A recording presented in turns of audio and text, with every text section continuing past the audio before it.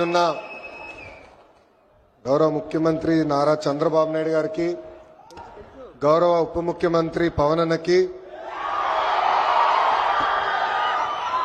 BJP రాష్ట్ర అధ్యక్షులు మాధవ్ గారికి, రవాణా శాఖ మార్చులు రాంప్రసాద్ రెడ్డి గారికి, సత్యకుమార్ యాదవ్ గారికి, వేదిక మీద ఎమ్మెల్యేలు ఎంపీలకి, ప్రత్యేకంగా ఈ సమావేశానికి విచ్చేసిన మా ఆటో డ్రైవర్లందరికీ పేరు పేరున నా హృదయపూర్వక నమస్కారాలు. ఇంట్లో ఎన్ని ఇబ్బందులున్నా ఎవరైనా ఆటో ఎక్కితే నవ్వుతూ పలకరిస్తారు మా ఆటో డ్రైవర్లు. గ్రామ స్థాయి నుంచి దేశ రాజకీయాలంతా కూడా ఆటో డ్రైవర్లే ఆటోలో చర్చిస్తారు. పోయిన 5 సంవత్సరాలు చూసాం. మీ మౌత్ పబ్లిసిటీ దెబ్బకి వైనాట్ 175 కాస్త వైనాట్ 11 అయినాయి.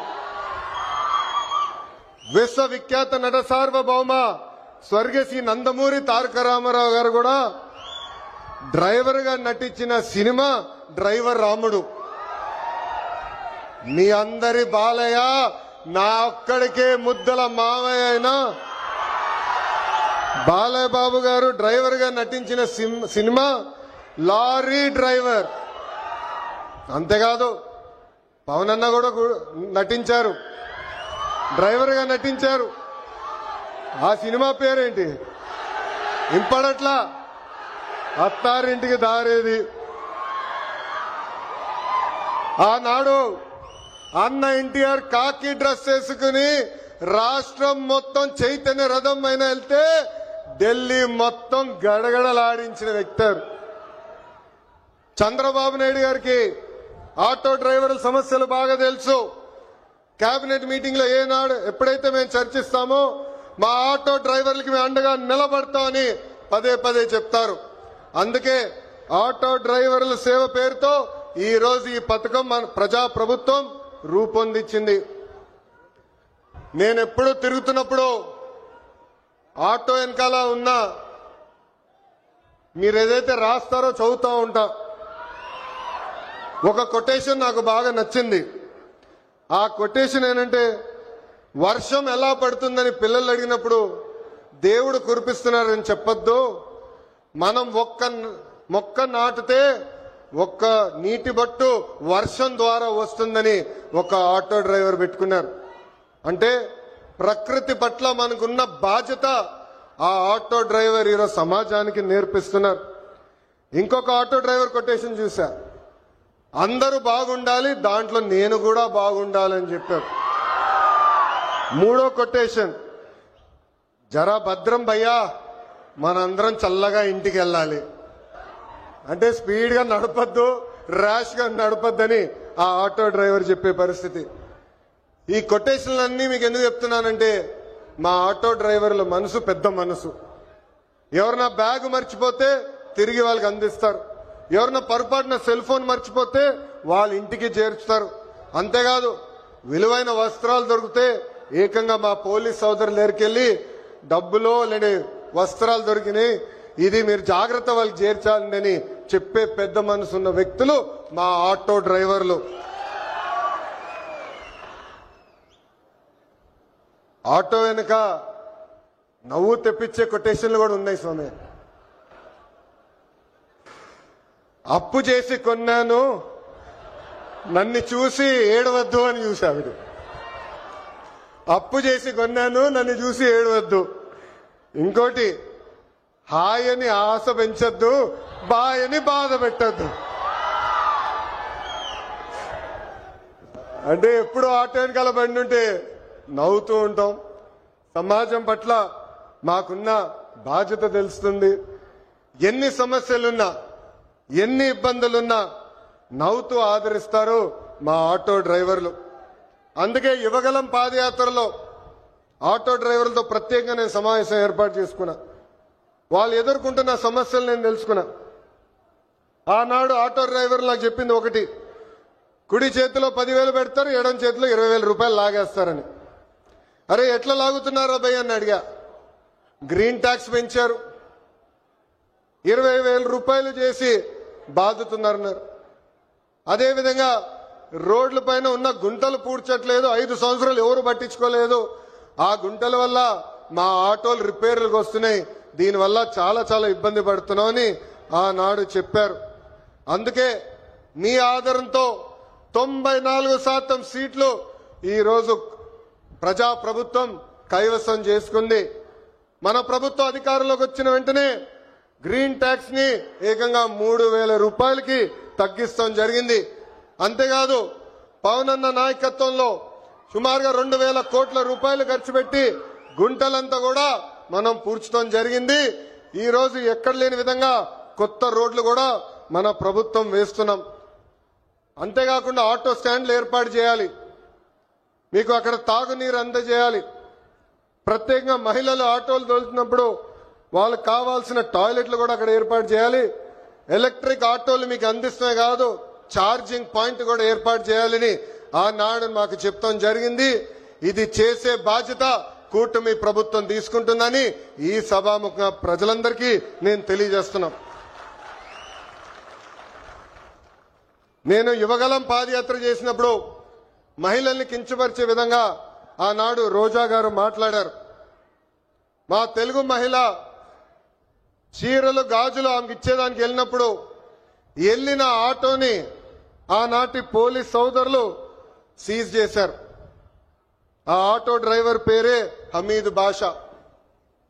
పాపం ఈ ఆటో పైన ఆయనే కాదు, ఆయన కుటుంబంలో ఉన్న 5గురు ఆధారపడి ఉంటారు.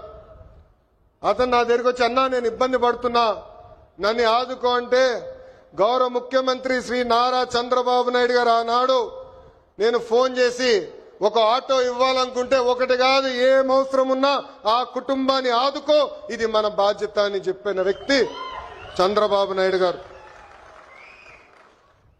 సామాన్యుడి కారు ఆటో, వర్షం వస్తే ఇంటికి తీసుకెళ్లేది మా ఆటో డ్రైవర్లు. ఏకంగా చిన్న పిల్లల్ని సేఫ్ గా స్కూల్కి తీసుకెళ్లి తిరిగి తీసుకొచ్చేది మా ఆటో డ్రైవర్లు.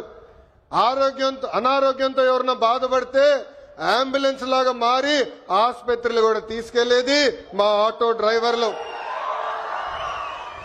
పనికి కానీ ఆఫీస్కి వెళ్లాలన్నా, ట్రైన్ ఎక్కాలన్నా, బస్ ఎక్కాలన్నా ఫీడర్ వెహికలే మన ఆటో.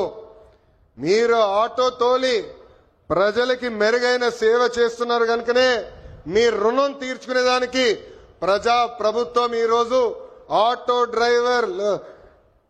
డ్రైవర్ల సేవలు అన్న పథకాన్ని మేము రూపొందిస్తాం జరిగింది. కార్మికులు డ్రైవర్లు తమ వాహనాలు పూజలు చేసుకుంటారు దసరా పండగప్పుడు.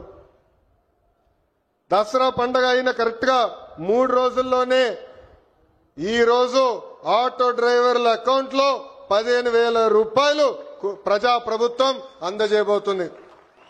సుమారుగా 3 లక్షల మంది డ్రైవర్లకి ఈ కార్యక్రమం వర్తిస్తుంది. అందుకే నేను ఇక్కడున్నా మిమ్మల్ని అందరిని ఒకటే కోరుతున్నా, మన వృత్తిలో డబ్బులు ఖర్చు పెట్టాలి, మెరుగైన సర్వీస్ అందజేయాలి. అప్పుడే మనకు కూడా అద్భుతమైన మార్కెట్ వస్తుంది. ఆవకాయ పట్టాలన్నా, అంతరిక్షానికి వెళ్లాలన్నా, ఆటో అద్భుతంగా తోలాలన్నా మా మహిళలే చేయగలుగుతారు. నేను ఇక్కడికి వచ్చినప్పుడు ఏకంగా స్వర్ణలత గారు నన్ను నడిపారు. ఆమె ఇంట్లో పడుతున్న కష్టాలు నేను నేరుగా తెలుసుకునేదానికి అద్భుతమైన అవకాశం వచ్చింది. ఇక్కడ ఉన్న మగవాళ్ళ కన్నా మా అక్కనే అద్భుతంగా నడిపింది. ఈరోజు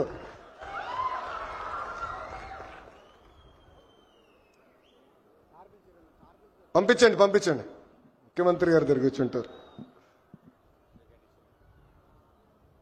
స్వర్ణలత గారు ఆటో తోలుతూ కుటుంబం మొత్తం పోషిస్తున్నారు. ఇంట్లో ఆమె భర్త కూడా అద్భుతంగా సహకరిస్తున్నారు. ఇద్దరు కలిసికట్టుగా పనిచేసి ఈ రోజు ఆ కుటుంబాన్ని ముందలు తీసుకెళ్తున్నారు. తల్లి నాకు చెప్పింది, తల్లికి వందనం అందింది. ఉచితంగా గ్యాస్ సిలిండర్లు ఏదైతే దీపం పథకం కింద ఇస్తున్నామో అది కూడా అందింది. అంతేకాదు ఇంట్లో ఉన్న పెద్దమ్మ అత్తగారి కూడా ప్రజా ప్రభుత్వం ఈ రోజు పెన్షన్ కూడా ఇస్తాం జరుగుతుంది. అందుకే ఈ సభాముఖంగా ఇక్కడ ఉన్న మగవాళ్ళందరినీ నేను కోరుతున్నా, ప్రత్యేకంగా ఆటో డ్రైవర్లను కూడా కోరుతున్నా, మహిళల్ని మనం గౌరవించాలి. తెలుగు వాడక భాషల్లో మహిళల్ని కించపరిచే విధంగా కొన్ని పదాలు వాడతాం. గాజులు తొడుక్కున్నావా, చీర కట్టుకున్నావా, అమ్మాయిలాగా ఏడవద్దని. దీనికి ఫుల్ స్టాప్ పెట్టాలి. ఇది మనం వాడకూడదు. ఈరోజు ఆంధ్ర రాష్ట్రంలో ప్రతి ఆటో డ్రైవర్ నేను కోరుతున్నా, ప్రజల్లో చైతన్యం తీసుకొచ్చే శక్తి మీలో ఉంది. మీరు ఏదైతే ఒక్క విషయం తలుచుకుంటే అది సాధించే శక్తి మీలో ఉంది.